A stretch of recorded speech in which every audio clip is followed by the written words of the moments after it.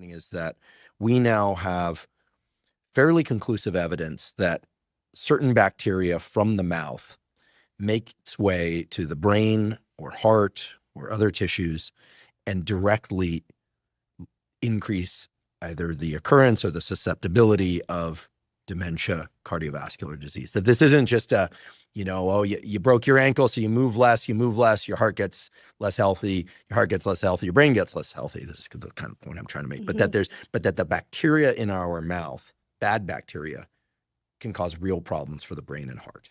Yes, and many other systems too.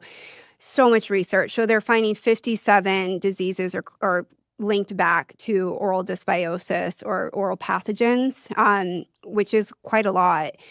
And different species can affect different parts of the body. So what does this all come down to? It comes down to gum disease. So it's important to note about 80% of the global population suffers from some sort of gum disease.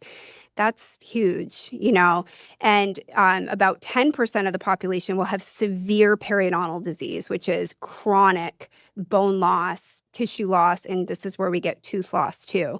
So gum, it's sort of a continuum, but these all have one thing in common. It's the type of bacterial species that live in our mouths and when they get out of balance. So there's something called the red complex.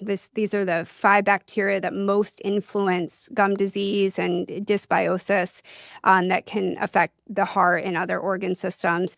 The big contenders, P. gingivalis, F. nucleatum, T. denticola.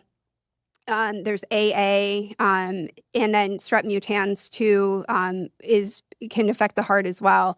But why do these bugs? How do they get where these other organ systems are, and what are they doing? So I like to term this leaky gums. So we've all heard leaky guts. Mm-hmm.